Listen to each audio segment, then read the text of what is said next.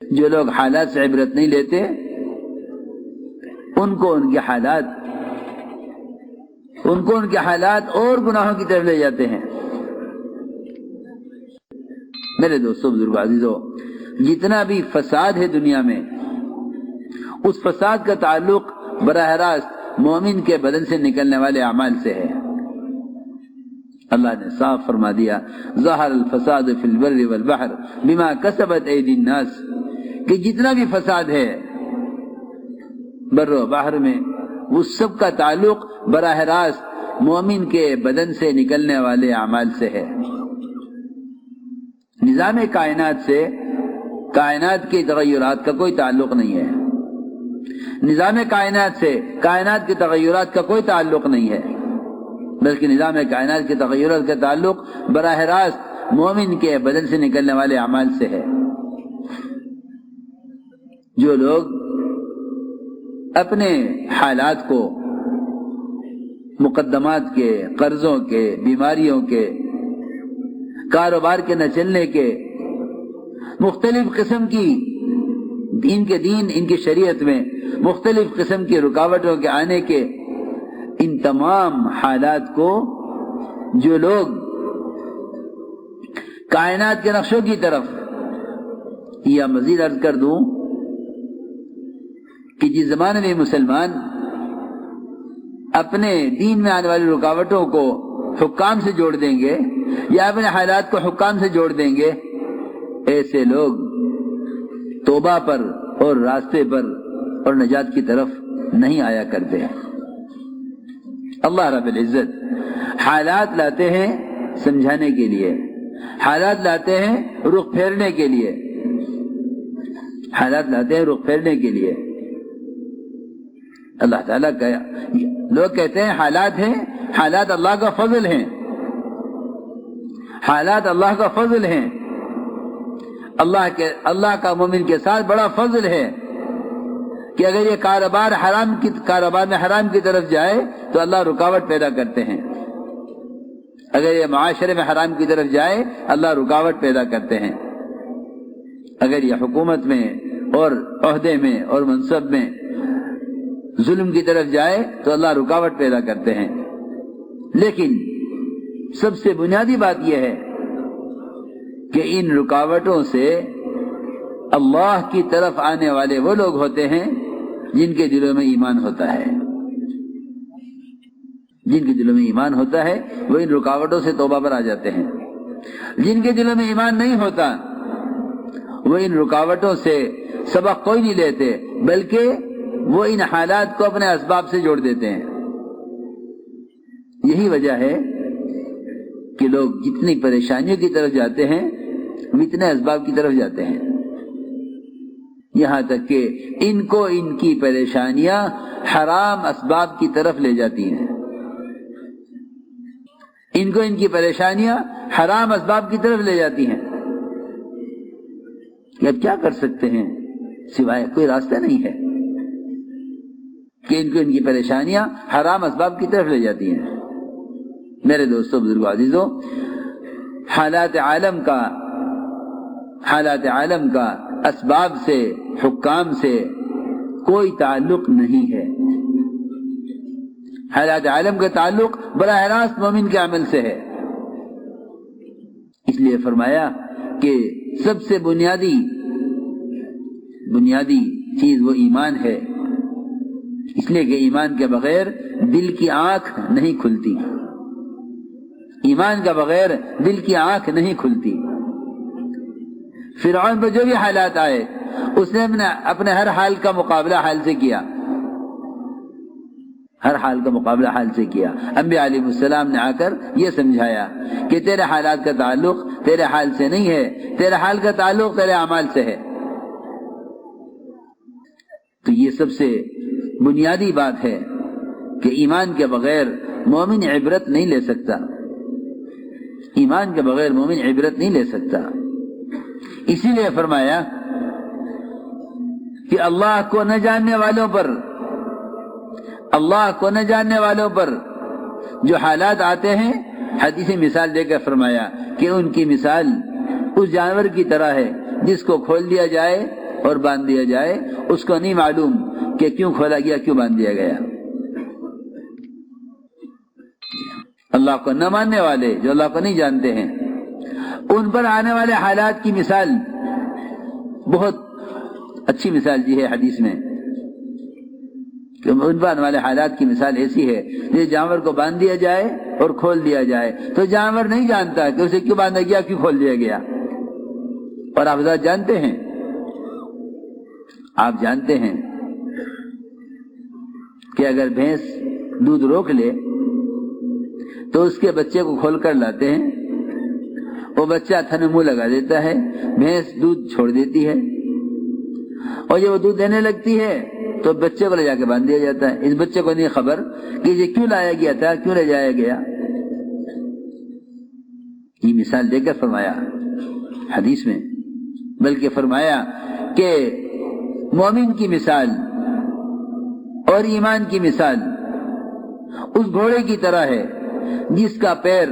باندھ دیا جاتا ہے کھوٹے میں اور لمبی رسی کر کے اس کو چھوڑ دیا جاتا ہے سرسبز علاقے میں، وہ اس میں کھاتا پھرتا رہتا ہے یہاں تک کہ جب اس کے پیر کو جھٹکا لگتا ہے اور رسی پوری ہوتی ہے، کیونکہ آگے حد ہے، آگے کھیت دوسرے کا ہے، اس کو اس سے آگے نہیں جانا ہے۔ اللہ رب العزت نے بھی اسی طرح، اللہ تعالیٰ نے حدیث میں آتا ہے کہ اللہ نے اسی طرح چراگاہیں متعین کی ہیں۔ مومن کی چراگاہ یہ ہے، مومن کی چراگاہ یہ ہے، فرمایا کہ اللہ نے حدود قائم کی ہیں، اللہ نے حدود قائم کی ہیں۔ اللہ کی چراگاہیں وہ اللہ تعالیٰ کے احکام اور حدود ہیں۔ اللہ تعالیٰ نے حدود قائم کی ہیں کہ تمہیں یہاں سے آگے نہیں بڑھنا ہے۔ اس پر رسی جو تنگ ہوتی ہے، اس پر رسی تنگ ہوتی ہے، تجارت میں، زراعت میں، حکومت میں، سرمایہ داریوں کے نقشوں میں، یہ ملکوں میں کمانے کی غرض سے جاتے ہیں، وہاں کمائی کے نقشوں میں تنگیاں، وہاں سے واپس یہ سوچ کر آ جاتے ہیں کہ اس ملک میں کمانا مشکل ہے۔ حالانکہ جو کہیں کہ جس طرح موت انسان کے آگے آگے چلتی ہے، موت انسان کے آگے آگے چلتی ہے، اس طرح رزق وہ ہر ایک کا رزق اس کے آگے موجود ہے، اس کے پیچھے بھاگنے کی ضرورت نہیں ہے۔ جس طرح موت یقینی ہے، رزق اس کا مقدر اور یقینی ہے، لیکن جو لوگ حالات سے عبرت نہیں لیتے ان کو ان کے حالات اور گناہوں کی طرف لے جاتے ہیں۔ تو میں نے عرض کیا کہ اللہ رب العزت جتنی بھی کمائی کے نقشے ہیں، ان نقشوں میں تنگیاں لاتے ہیں ان کو سمجھانے کے لیے، تو چنانچہ روایت میں ہے کہ ایمان اور مومن کی مثال اس گھوڑے کی طرح ہے جو گھوڑا اپنے کھوٹے سے بندھا ہوا ہو، جب یہ سرسبز میدان میں کھاتا ہوا چلتا رہتا ہے تو ہر گھوڑے کا مزاج یہ ہے کہ جھٹکا لگتے ہی، رسی پوری ہوتے ہی یہ کھوٹے پر واپس آ جاتا ہے کہ اپنے کھوٹے کے پاس واپس آ جائے۔ یہ ہر گھوڑے کا مزاج ہے۔ آپ دیکھیں گے کہ جب گھوڑے کے پاؤں میں کی رسی پوری ہو جاتی ہے تو وہ کھوٹے پر واپس آ جاتا ہے۔ حدیث میں یہ مثال دے کر فرمایا یحول ثم یرجع الی آخیتہ، کہ میدان میں گھومتا رہتا ہے اور جب رسی پوری ہوتی ہے تو پلٹ کر کھوٹے پر آ جاتا ہے۔ لیکن میرے دوستوں، بزرگ عزیزوں، اس زمانے میں مسلمان جن حالات سے بھی گزرتا ہے ان حالات سے عبرت نہ لے کر راستے کی طرف نہیں آتا۔ اس لیے فرمایا کہ حالات عالم کا تعلق کائنات کے نقشوں سے نہیں ہے، حالات عالم کا تعلق براہ راست مومن کے بدن سے نکلنے والے اعمال سے ہے۔ ایک صحابی کی نظر پڑی ایک عورت پر، ابھی میں نے عرض کیا کہ معاملات میں تنبیہ کرتے ہیں تجارت میں نقصان لا کر، معاشرے میں تنبیہ کرتے ہیں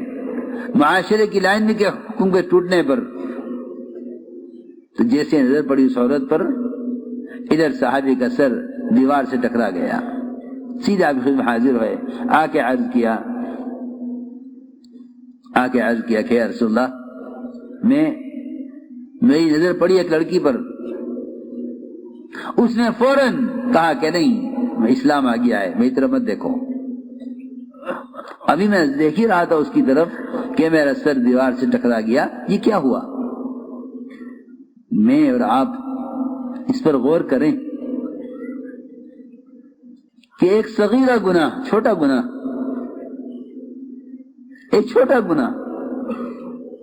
صرف اتنا کہ لڑکی کو دیکھ لیا، اس پر اللہ رب العزت کی طرف سے فوراً تنبیہ ہوئی کہ اس وقت تمہارا سر دیوار سے جو لگا ہے یہ کوئی اتفاقی طور پر نہیں ہو گیا۔ میں کچھ ضروری بات عرض کر رہا، ہماری جو آنکھ نہیں کھل رہی ہے، اس کی اصل وجہ یہ ہے کہ بڑی سے بڑی بات پیش آ جاتی ہے، کہتے ہیں کہ یہ تو اتفاق سے ہو گیا، دنیا میں تو یہ ہوتا ہی ہے، دنیا میں تو ہوا کرتا ہے، اتفاق سے ہو گیا، ایسا ہونا تو نہیں تھا مگر اتفاق سے ہو گیا، ایسا ہونا تو نہیں تھا مگر اتفاق سے ہو گیا۔ سنو، جی ایسا فرماتے تھے اتفاق سے ہونا ہی دہریت ہے، اتفاق سے کچھ نہیں ہوتا، اتفاق سے ہونا ہی دہریت ہے، اتفاق سے کچھ نہیں ہوتا، جو کچھ ہوتا ہے اللہ کے کرنے سے ہوگا اور تیرے عمل پر ہوگا۔ ما اصابک من سیئۃ فمن نفسک، کہ تیرے حالات کے بگاڑ کا، سدھار کا تعلق باہر کی شکلوں سے نہیں ہے۔ تو لوگ یہ کہہ کر گزر جاتے ہیں کہ دنیا میں تو حالات آیا کرتے ہیں اچھے برے، نہیں، ایک لڑکی کی نظر پڑی اور دیوار سے سر ٹکرایا، آ کے عرض کیا، آپ نے فرمایا اللہ تعالی کا یہ معاملہ ہے مومن کے ساتھ کہ جب اس سے کوئی گناہ ہوگا تو اللہ تعالی فوراً دکھلا دیں گے کہ تجھ سے یہ گناہ ہوا ہے، یہ کام غلط ہوا ہے۔ اس لیے میرے دوستو عزیزو، حالات مایوس ہونے کے لیے نہیں ہوتے، حالات مایوس ہونے کے لیے نہیں ہوتے، اور حالات گناہوں کے اسباب کی طرف جانے کے لیے نہیں ہوتے، اور حالات حکم توڑنے کے لیے نہیں ہوتے، بلکہ حالات راستے پر آنے کے لیے، تنبیہ کے لیے، حالات حکم پر آنے کے لیے ہوتے ہیں کہ تمہارے حالات تمہیں حکم پر لاویں۔ اس لیے میرے دوستو عزیزو، سب سے بنیادی بات یہ ہے کہ ہر قسم کے حالات سے نکلنے کے لیے اللہ تعالیٰ نے قرآن میں قسم کھا کر فرمایا ہے، اور قسم بھی زمانے کی کھائی ہے، قسم بھی زمانے کی کھائی، فرمایا کہ قسم ہے زمانے کی کہ ساری کی ساری انسانیت خسارے میں ہے، قسم ہے زمانے کی کہ ساری کی ساری انسانیت خسارے میں ہے۔ صرف 4 قسم کے لوگ ہیں جو ہر زمانے کے خسارے سے، نقصان سے بچیں گے، سوائے ان لوگوں کے جو سب سے پہلی بات فرمائی اللہ نے، خسارے سے وہ نکلیں گے جو ایمان لائیں، وہ بچیں گے خسارے جو ایمان لائیں اور نیک اعمال کریں اور دوسروں کو ایمان پر آمادہ بھی کریں اور دوسروں کو اعمال پر آمادہ بھی کریں۔ تواصی بالحق و تواصی بالصبر، دوسروں کو ایمان پر اور دوسروں کو اعمال پر آمادہ کرنے والے۔ نجات صرف ان کے لیے ہے، نجات صرف ان کے لیے ہے جو 4 کام کریں: ایمان، اعمال صالحہ، تواصی بالحق، تواصی بالصبر۔ قرآن نے اسباب نجات 4 بتلائے ہیں، قرآن نے اسباب نجات 4 بتلائے ہیں: ایمان، اعمال صالحہ، تواصی بالحق، تواصی بالصبر۔ لکھا ہے علماء نے کہ اگر اس میں سے ایک بھی کم ہوگا تو نجات نہیں ہوگی، ان میں سے ایک بھی کم ہوگا تو نجات نہیں ہوگی۔ اسباب نجات 2 نہیں ہیں، ایمان، اعمال صالحہ، بلکہ اسباب نجات 4 ہیں: ایمان، اعمال صالحہ، تواصی بالحق، تواصی بالصبر، جس میں سب سے پہلی اور بنیادی چیز، سب سے پہلی بنیادی چیز وہ ایمان ہے۔ ہمارے ایسا فرماتے تھے اس کام کا کوئی نام رکھتا تو اس کا نام تحریک ایمان رکھتا، کہ یہ محنت اپنے یقینوں کے بدلنے کے لیے، اور یہ محنت اللہ تعالی کی کو جاننے کے لیے اور اللہ کے تعارف کے لیے ہے۔ یہی وجہ ہے کہ انبیاء علیہ السلام سب سے پہلے کلمہ لا الہ الا اللہ اس کی دعوت کو دے کر بھیجے گئے ہیں۔ فرمایا وما ارسلنا من رسول الا نوحی الیہ انہ لا الہ الا انا فاعبدون، کہ ہم نے جو بھی رسول بھیجا ہے ہم نے اس سے سب سے پہلے اس کلمے کی وحی کی ہے۔ اس لیے اللہ تعالی کے تمام احکام اوامر میں سب سے بڑا حکم، سب سے بڑا فریضہ اللہ پر ایمان لانا ہے۔ اس زمانے میں لوگ نماز، روزہ، حج، زکوٰۃ ان کو تو فرائض سمجھتے ہیں، لیکن ان تمام فرائض کی قبولیت کے لیے، ان تمام فرائض پر استقامت کے لیے، ان تمام فرائض پر وعدے پورے ہونے کے لیے، ان تمام فرائض پر اجر ملنے کے لیے جو سب سے بنیادی شرط تھی ایمان، اس ایمان سے غافل ہے، ایمان سے غافل ہے۔ بلکہ فرمایا یا ایھا الذین آمنوا آمنوا، اے ایمان والو تم ایمان لاؤ۔ یہ حکم خود ایمان والوں کے لیے ہے، یہ حکم خود ایمان والوں کے لیے ہے۔ یا ایھا الذین آمنوا آمنوا، اے ایمان والو تم ایمان لاؤ۔ اللہ رب العزت نے اس کلمہ لا الہ الا اللہ کا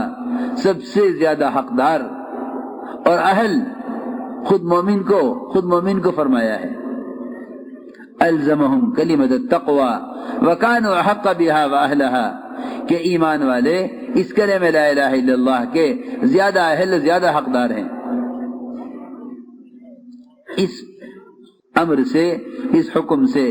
عام طور سے لوگ غافل ہیں۔ اس لیے میرے دوستو عزیزو، سب سے پہلے ایمان سکھلایا گیا ہے،